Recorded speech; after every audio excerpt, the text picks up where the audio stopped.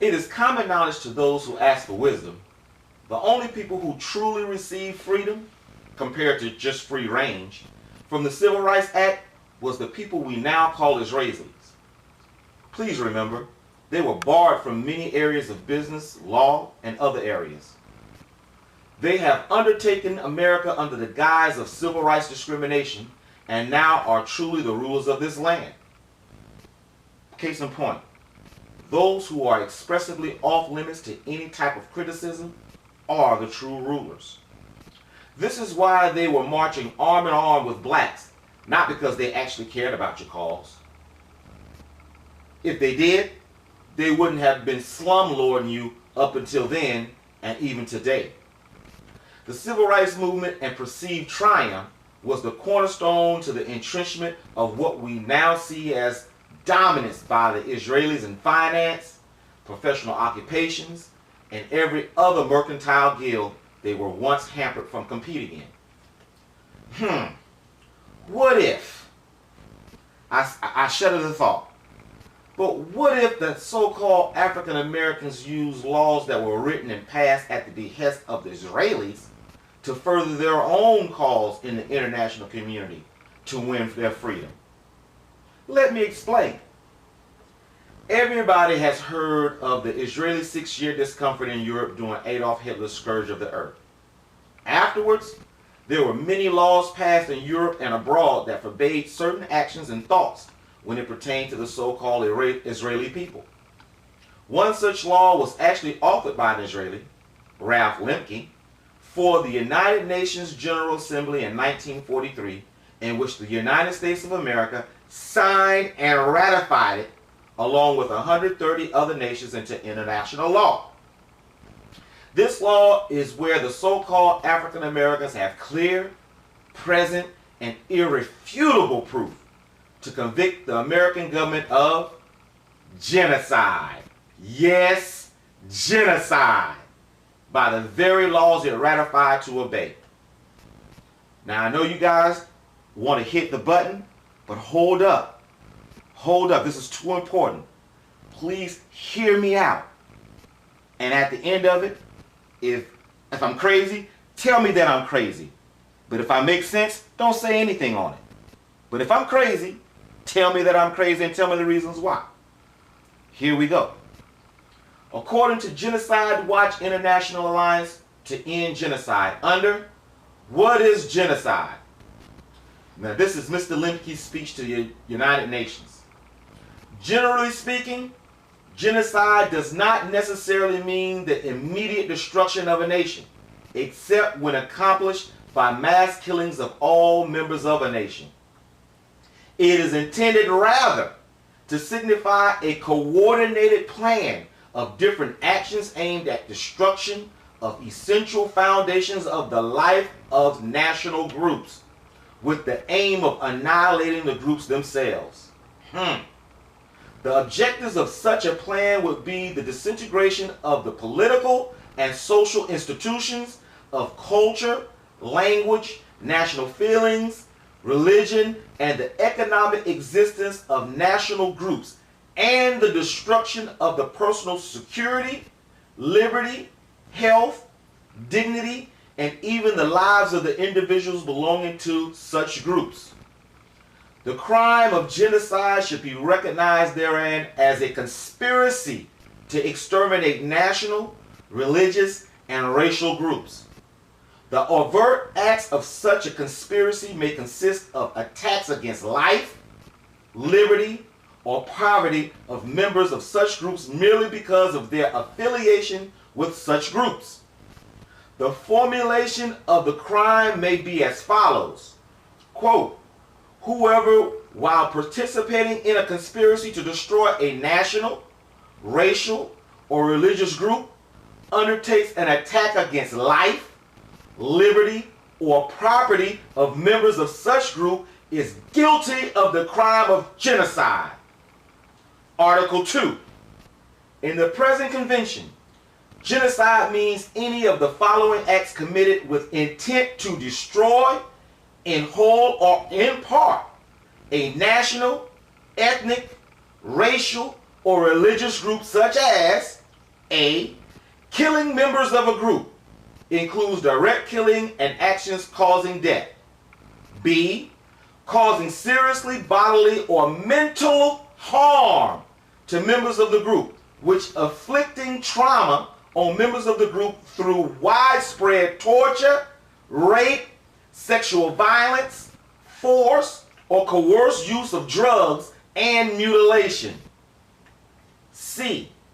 Deliberately inflicting on the group conditions of life calculated to bring about a physical destruction in whole or in part, including the deliberate deprivation of resources needed for the group's physical survival, such as clean water, food, clothing, shelter, or medical services.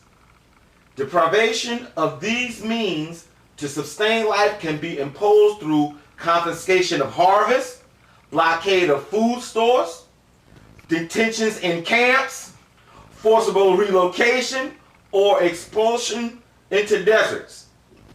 D.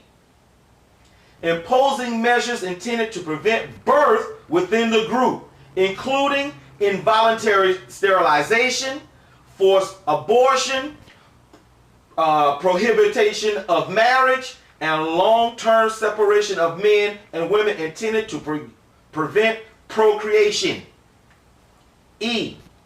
Forcibly transferring children of the group to another group may be imposed by direct force or by through fear of violence, duress, detention, psychological oppression, or other means of coercion. The Convention on Civil Rights, the Convention on Rights of the Child defines children as persons under the age of 14 years old.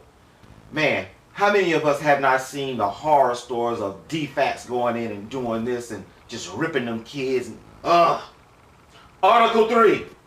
A. Genocide. B. Conspiracy to commit genocide.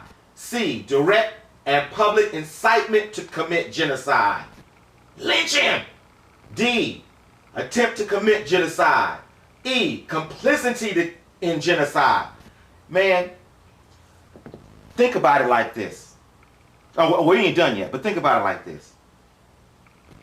Just about every, if not every, elderly white person that you look at today that smile at you, who or may call you a nigger, or what have you, men and women, all of them know where Leroy Bones at.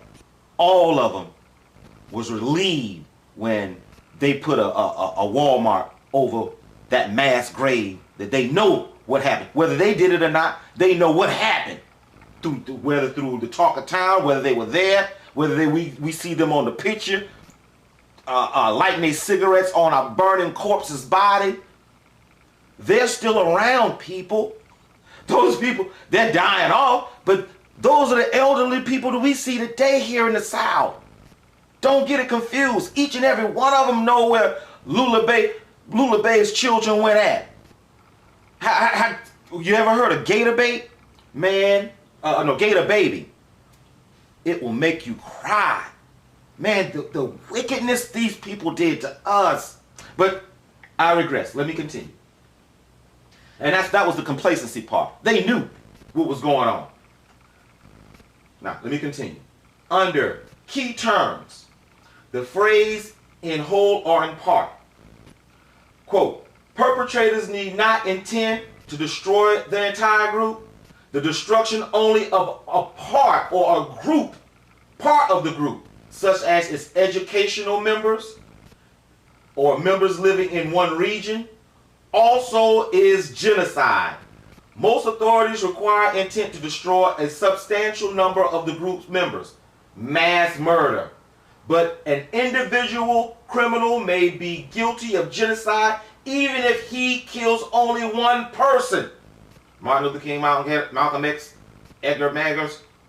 So long as he knew he was participating in a larger plan to destroy the group. Under intent is different from motive. Quote, whatever may be the motive for the crime, land exploration, national security, territorial integrity, etc., if the perpetrators commit acts intended to destroy a group, even part of a group, it is genocide. You ever heard of Project Move? I think you should see it on the screen. But let's keep going. The crime of genocide has two elements: intent and action. Quote, international means purposeful. Intent can be proven directly from statements or orders, but more often it must be inferred from a systematic pattern of coordinated acts.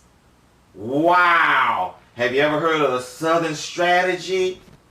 I know as you read each example, you envision a real event that fits the crime. If I am reading this international law correctly, the American government is guilty of each and every facet of what the world calls genocide against the so-called African American people after the law was signed. This is another reason why I know the MLK movement was not what it seemed to be.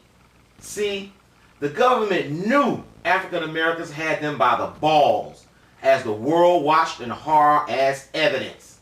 I am almost sure the World Court was on the phone with the American government before, during, and after the Civil Rights Movement, educating them on how to tiptoe through the legal minefield the world already knew they were guilty of.